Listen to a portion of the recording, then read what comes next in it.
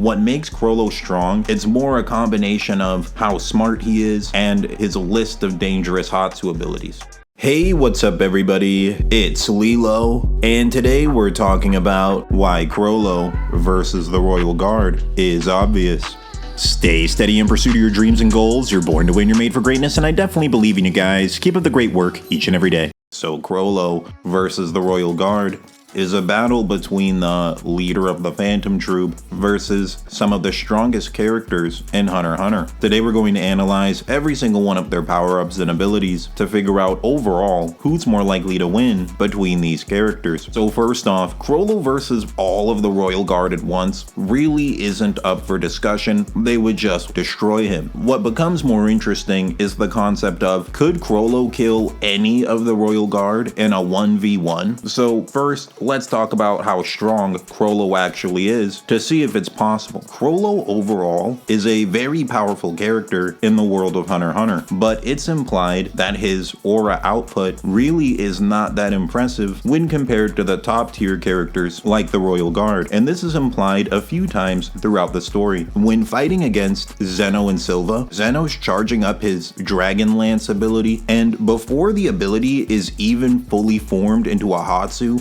Chrollo says, I do not have the defenses to guard against that. This heavily implies that Zeno with his Dragon Lance scales above Chrollo's overall aura output. This is a really bad feat for Chrollo because Zeno goes on to state that he's never been Netero's equal, meaning even a rusty Netero would be stronger than Zeno is, and a Netero who's no longer rusty hits Pito with his Hatsu ability and does zero notable damage. So this is already starting to create a aura output scale, placing Chrollo's output considerably below the Royal Guard. There's also arguments that Chrollo's aura output would actually scale below characters like Hisoka. There's a scene where Chrollo is hiding amongst the puppets and landing attacks on Hisoka every time Hisoka drops his guard. And Hisoka states he's waiting for guaranteed hits, trying to land mortal blows. This is a really bad look for Chrollo because Hisoka is hit by multiple of these quote-unquote mortal blows to the back of the head, and he kinda just tanks them. While off guard, he's not getting knocked unconscious by them. If you highball this scene, you can really make Chrollo look pretty bad. For example, you could argue that each one of these quote-unquote mortal blows are designed to either knock Hisoka out or kill him, but he can just tank multiple of them and keep fighting while off guard as well. Another highball interpretation you could compare it to when Killua knocked Gon out while Gon was off guard. One co-attack. Meanwhile, you're seeing Chrollo land multiple off-guard hits on Hisoka and he's just fine. The highest you could highball it if you say something like Chrollo's using Ko and Hisoka's just tanking these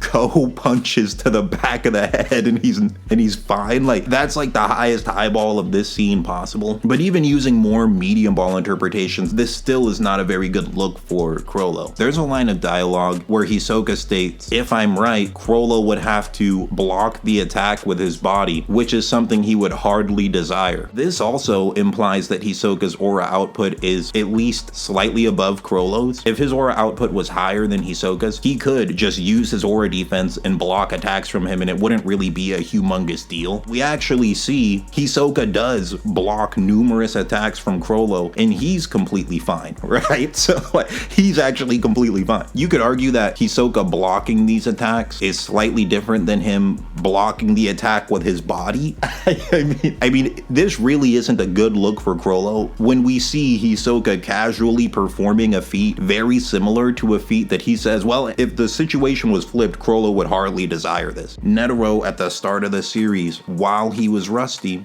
was so much stronger than Hisoka that the idea of him battling Hisoka genuinely bored him. Just to be completely honest, if the Royal Guard just stood there with their aura defense up and Chrollo's punching and kicking them, he genuinely might do zero damage. What makes Chrollo strong, it's more a combination of how smart he is, how skilled he is, and his list of dangerous Hatsu abilities. There's other things that suggest this too, like the power level charts, in which it says that Chrollo's physical strength is is an entire tier below characters like Bisky and Netero. And also, you could talk about the Phantom Troop arm wrestling, in which Chrollo ranks pretty low amongst the Phantom Troop. He's actually weaker than Machi. Arm wrestling strength is not necessarily the exact same thing as striking power. It should be noted that when Gon beat Nobunaga in arm wrestling, it looks like they are actually both using Nen. You could make an argument that maybe this somewhat scales to their aura output, but that's much more of a debatable concept. Let's talk about the matchups between Chrollo and the Royal Guard. So just to be completely honest, Chrollo stands absolutely no chance against Pito and a very close to 0% chance against Poof. The only Royal Guard that he would really have even a slight chance of victory against is base form Yuppie at the start of the palace invasion,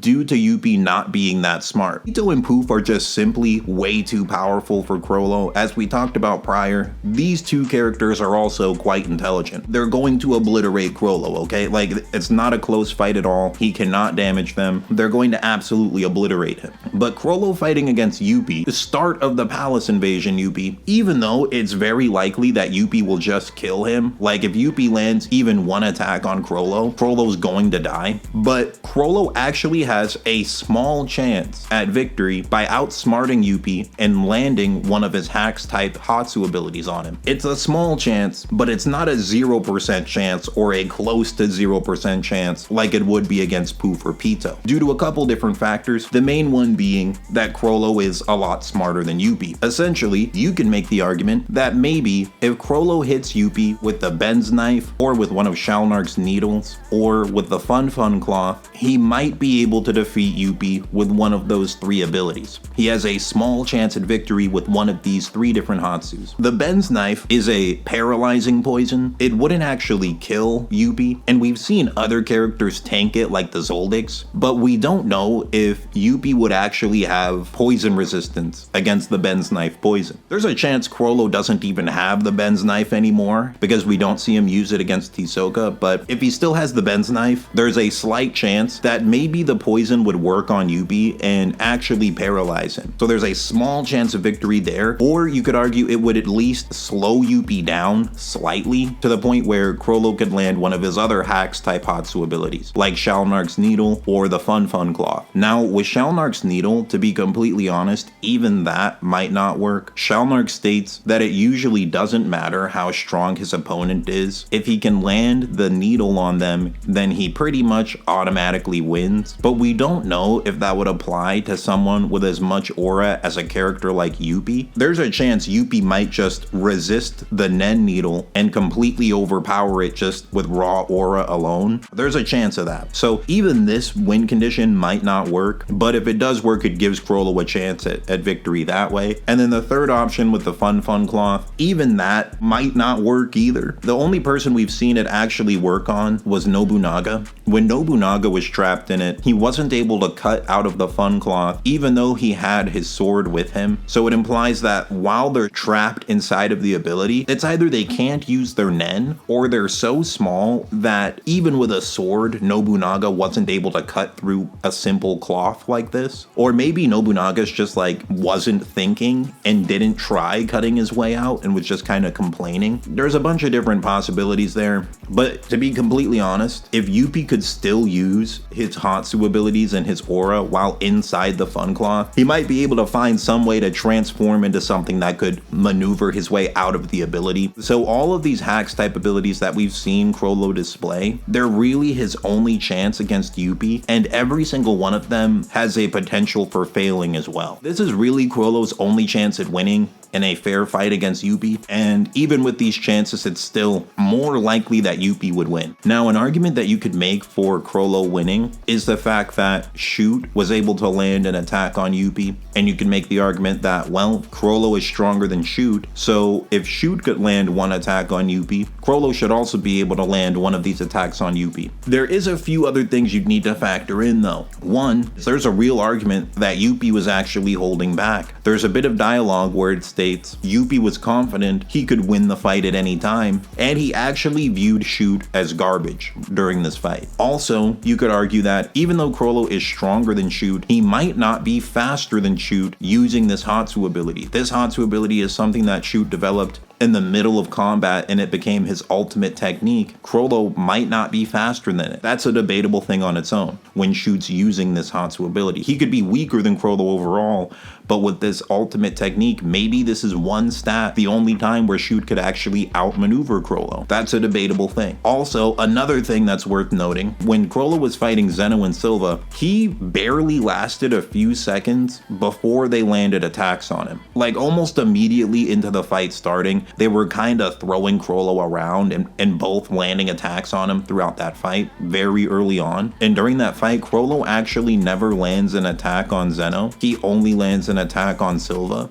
So that's not a good look when you consider he would be fighting Yuppie and he would have to never get hit even a single time while also landing an attack on Yuppie. All this being said, it's genuinely more likely that Yuppie would win, but Chrollo does have a very small chance at victory if one of his hacks-like abilities that he's displayed in the series would actually work on Yuppie. He has a small chance of victory there. Now, if he has prep time and puts together a plan to fight Yuppie, his odds of victory go up a bit, but honestly, the aura difference between these two characters is so significant that Chrollo genuinely might not be able to put together a plan significant enough to create a 100% chance of victory against Yuppie the same way that he did against Hisoka. We see that Knuckle and Morel working together actually were able to land an attack on Yuppie, and this is a very underrated feat by Knuckle and Morel because Morel was exhausted and they were still able to pull off this feat by just outsmarting Yuppie. So you could argue that maybe with prep time, Chrollo could perform a similar feat. Maybe if Chrollo starts the fight,